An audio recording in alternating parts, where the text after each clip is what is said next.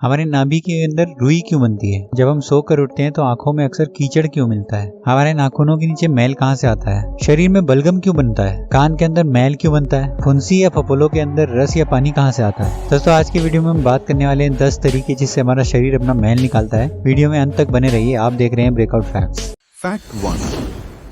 परंपरागत रूप से माना जाता है कि आपकी नाभि में बनने वाली रुई कपड़ों से आती है। नए कपड़े एक साल में अपने वजन का 1000वां हिस्सा आपकी नाभि में गिरा सकते हैं। हालांकि 2009 में वियना यूनिवर्सिटी ऑफ टेक्नोलॉजी के रिसर्चर्स ने पेट में बनने वाली इस रुई के 503 टुकड़ों पर एक रासायनिक विश्लेषण किया। जी हाँ दोस्तों, वास्तव में इस अध्ययन को किया गया था और उन्होंने इस अध्ययन में पाया कि इस सामान में यानी इस रुई में मृत त्वचा, धूल, पसीना और यहाँ तक कि वसा यानी फैट भी होता है। हमारी नाभि के चारों ओर एक प्रकार के घुमावदार बालों की पपड़ियां होती हैं जो मलबे को अंदर की तरफ घुसेड़ती हैं। इसका मतलब ये है कि यदि आप अपनी नाभि को शेव करते हैं तो ये रुई बनना कम हो जाती है जब तक कि आपके बाल वापस नहीं बढ़ जाते। लगभग 5000 नमूनों के साथ किए गए एक ऑस्ट्रेलिया अध्ययन में पाया गया कि पेट में बनने वाली रुई ज्यादातर मध्यम आयु वर्ग के थोड़े मोटे लोगों में पाई जाती है। इसके अलावा ये इस बात पर भी निर्भर करता है कि आपकी नाभि किस प्रकार की है। बाहर को उभरी हुई नाभि की अपेक्षा अंदर दबी हुई नाभि में ये रुई ज्यादा बनती है। फैक्ट 2।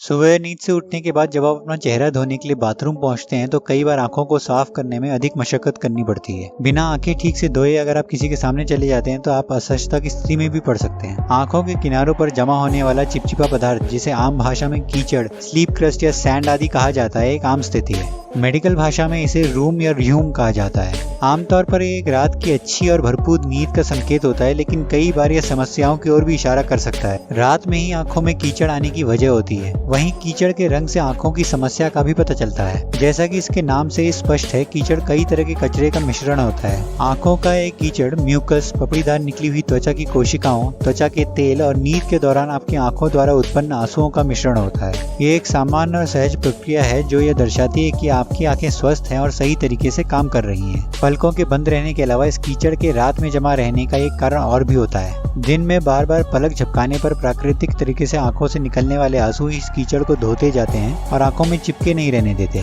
जबकि रात में पलकों को न झपकने के कारण और गुरुत्वाकर्षण के कारण कचरा आपकी आंखों के किनारे पर इकट्ठा हो जाता है। कुछ लोगों में इसकी मात्रा अधिक हो सकती है और कुछ में कम। हाँ, एलर्जी के दौरान या रूखे मौसम में इसकी मात्रा बढ़ सकती है। फैक्ट 3।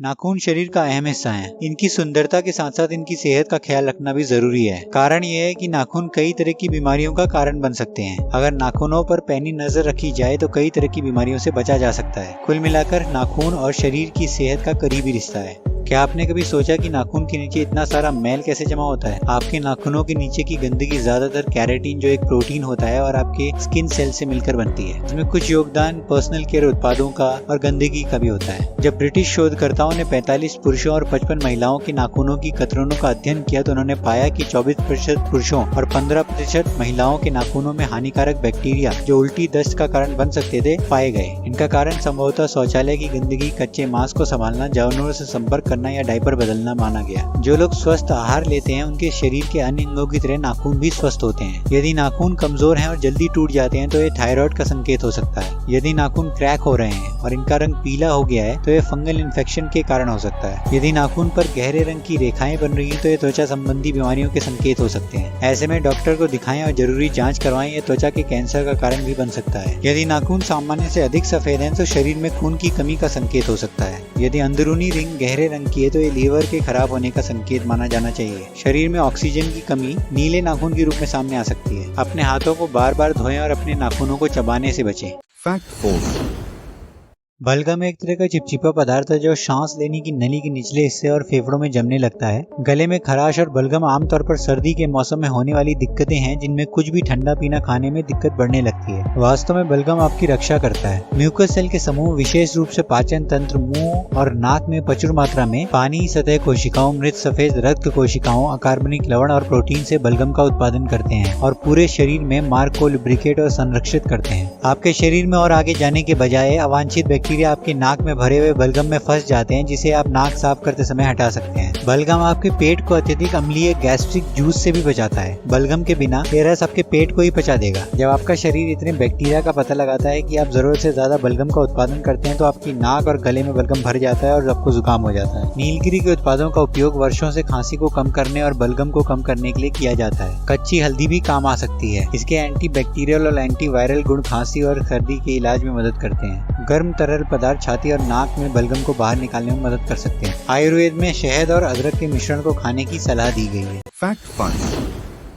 त्वचा की ऊपरी परत में जब एक तरल पदार्थ का छोटा सा पॉकेट बनता है तो उसे फफोला या ब्लिस्टर्स कहते हैं। ये अमूमन उस समय होते हैं जब आपकी त्वचा की बाहरी परत क्षतिग्रस्त हो जाती है। क्षतिग्रस्त त्वचा के नीचे तरल पदार्थ जमा हो जाता है और उसके नीचे टिश्यू दब जाते हैं। ये टिश्यू को और नुकसान होने से बचाता है और उसे ठीक होने में मदद करता है। ज्यादातर फफोलों में एक साफ तरल भर जाता है जिसे सीरम कहते हैं, जो खून का हिस्सा होता है। ये रेड ब्लड सेल्स और क्लॉटिंग एजेंट्स के हटने के बाद बचने वाला तरल होता है। बहरहाल कई बार फफोलों के संक्रमित होने या उनमें जलन होने से उनमें खून या पस भर जाता है। फफोले शरीर में कहीं भी हो सकते हैं, लेकिन सबसे ज्यादा हाथों और पैरों में होते हैं। फफोले कई वजहों से हो सकते हैं, जैसे त्वचा में घर्षण, डिटर्जेंट जैसे किसी रसायन के संपर्क में आने से, गर्मी के कारण या सूरज से जल जाने के कारण, या किसी बीमारी के कारण जैसे चिकन पॉक्स या फोड़ा। ज्यादातर फफोले प्राकृतिक रूप से अपने आप 3 से 7 दिन में ठीक हो जाते हैं और उन्हें किसी तरह के मेडिकल इलाज की जरूरत नहीं होती। डॉक्टर से मिलने की जरूरत तब है जब आपको लगे कि आपके फफोले संक्रमित हो चुके हैं या उनमें ज्यादा दर्द हो रहा है या वो बार बार आ रहे हैं। संक्रमित फफोलों में पीले या हरे रंग का पस भर जाता है। इनमें काफी दर्द होता है और ऊपर से देखने में लाल और गर्म से महसूस होते हैं। संक्रमित फफोलों की अनदेखी नहीं करनी चाहिए, क्योंकि इससे दूसरे स्तर का फोड़ा हो सकता है और आगे भी और जटिलताएं हो सकती हैं, जैसे सेलुलाइटिस और सेप्टिस। घर्षण, सनबर्न और केमिकल से होने वाले फफोलों से बचने के लिए आप इन उपायों का इस्तेमाल कर सकते हैं। आरामदायक सही फिटिंग वाले जूते पहने, केमिकल को उठाते समय दस्ताने पहने, सनस्क्रीन का प्रयोग करें।